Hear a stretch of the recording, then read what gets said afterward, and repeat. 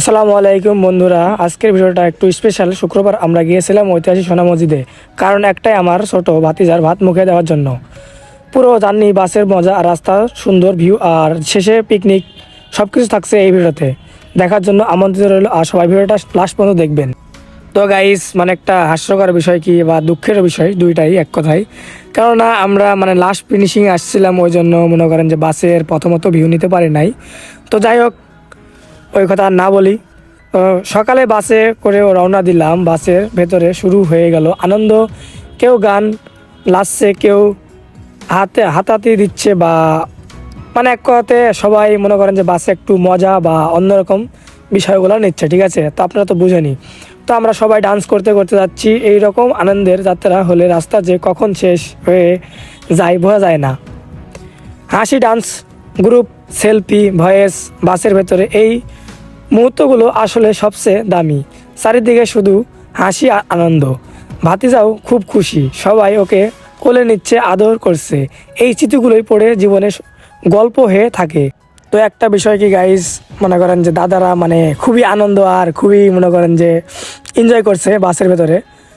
তো আমি অতটা এনজয় করতে পারি নাই, কেননা আমার রাত থেকে একটু অসুস্থ আর মাথা ব্যথা করছিল, ওই জন্য আর কি আমি যাবোই না। পরে দাদা বলছে যে তুমি না গেলে আমি মন খারাপ করব বা তোমার সাথে আর কোনো সম্পর্ক রাখবো না, এক কথার আগের মাথায় বলেছে। তো আমাকে যাওয়াই লাগবে। তো পিছিয়ে দেখতে পেলেন যে সেনাবাহিনী আর কি, এখন তো বুঝতে পারছেন সামনে ভোট, ওই জন্য একটু অস্ত্র অভিযানে আর কি চেকপোস্ট যাকে বলা যায়, সব চেক করছে। তো এটা চাপায়ের সবচেয়ে বড় বিখ্যাত ব্রিজ, মহানন্দা ব্রিজ। বাসের মধ্যে টাইম ওভারের জন্য যে যার মতো ডান্স বা ফোনে চ্যাট করছে, যার যার মতো কথা বলছে। তো জানালা দিয়ে রাস্তা, গাছ, আঁকা। তো আমাদের গন্তব্যতে আমরা চলে আসছি। তো বাস থেকে এখন সবাই নামছে। আমরা প্রায় মোট ছিলাম 50+। সোনা মসজিদের গেট, দেয়ালের পরিবেশ সবচেয়ে পৌঁছে গেলাম ঐতিহাসিক সোনা মসজিদে। জায়গাটা পরিবেশ খুবই শান্ত আর পবিত্র। এমন এক জায়গা এলে মনটা আপাততই শান্ত হয়ে যায়। বাসটা ধীরে ধীরে নামতেই বুঝে গেলাম আমরা পৌঁছে গেছি। হঠাৎ করে বাসের ভেতরে সেই গান, হাসি আর ডান্সের শব্দগুলো যেন থেমে গেল। এক এক করে সবাই সিট ছেড়ে নামতেই শুরু করলাম। বাস থেকে নামার সঙ্গে সঙ্গেই একটা অন্যরকম অনুভূতি হলো। চারিদিকে খোলা পরিবেশ, হালকা বাতাস আর শান্ত একটা আবহত। দূরে দেখা যাচ্ছিল সোনা মসজিদের দিকটা, দেখেই মনটা ভালো হয়ে গেল। ভাতিজাকে কোলে নিয়ে নামছিল তার নানা। ও একটু অবাক হয়ে চারপাশ তাকাচ্ছে, যেন নতুন জায়গা চিনে নিচ্ছে। পরিবারের সবাই একসাথে, কেউ হাসছে, কেউ আবার মোবাইল বের করে ভিডিও করছে। বাস ছেড়ে সামনে এগোতে রাস্তার পাশের দৃশ্যগুলো চোখে পড়ল। সবুজ গাছ, শান্ত পরিবেশ, শহরের কোলাহল থেকে একদম আলাদা। মনে হচ্ছিল শুধু একটা ভ্রমণ না, এটা যেন একটা স্মৃতি তৈরি হওয়া মুহূর্ত। এই সময়টাতে কারো তাড়া নেই, কারো কোনো চাপ নেই, সবাই শুধু মুহূর্তটা উপভোগ করছে। মসজিদের দিকে হেঁটে যেতে যেতে মনে হচ্ছিল আজকের দিনটা সত্যিই বিশেষ হতে যাচ্ছে। বাস থেকে নামার এই ছোট সময়টাই পড়ে সবচেয়ে বেশি মনে পড়ে, কারণ এখান থেকেই শুরু হয় দিনের আসল গল্প।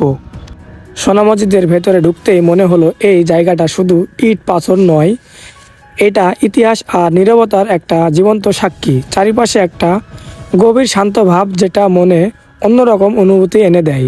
মসজিদের পাশে থাকা কবরগুলোর দিকে তাকিয়ে কিছুক্ষণ চুপ করে দাঁড়িয়ে থাকলাম। এই কবরগুলো যেন অতীতের কথা নীরবে বলে যায়। কে ছিল তারা, কি জীবন ছিল তাদের, সব প্রশ্ন মনে ঘুরতে থাকে। কবরের পাশে দাঁড়ালে নিজেকে খুব ছোট মনে হয়। দুনিয়ায় সব বাস্তবতা ও অহংকার যেন হঠাৎ করেই মূল্যহীন হয়ে যায়। জীবন ক্ষণস্থায়ী, কিন্তু কাজই থেকে যায়। এরপর চোখ গেল সোনা মসজিদের দিকে। পুরো দেয়াল স্থির কাঠামো, শত বছর ধরে দাঁড়িয়ে আছে নীরবে। কত মানুষ এখানে এসে নামাজ পড়ছে, দোয়া করছে। ভাবলেই গা সেরে ওঠে। এই মসজিদ শুধু নামাজের জায়গা না, এটা বিশ্বাস, ইতিহাস আর আত্মবৃত্ত। এটি একটা স্থান, এখানে দাঁড়িয়ে মনে হয় মনটা ধীরে ধীরে হালকা হয়ে যাচ্ছে। কবর আর মসজিদ দুটোই একসাথে আমাদের একটা মনে। তো এবার খাওয়ার দিকে যাওয়া যাক। সবাই কাজ শেষে আমরা একসাথে খেতে বসলাম। পুরো ব্যাপারটা যেন ছোটোখাটো পিকনিকের মতো। হাসি, গল্প আর সুস্বাদু খাবার, সব মিলিয়ে দিনটা একদম পারফেক্ট। এই ছিল আমাদের শুক্রবারের সুন্দর একটা দিন, পরিবার আনন্দ আর দোয়ার ভরা স্মৃতি। ভিডিওটা ভালো লাগলে লাইক দিন, কমেন্ট করুন আর সবাই সাবস্ক্রাইব করে দিবেন। আল্লাহ হাফেজ, সবাই ভালো থাকবেন, নিউ ভিডিও দেখা হচ্ছে।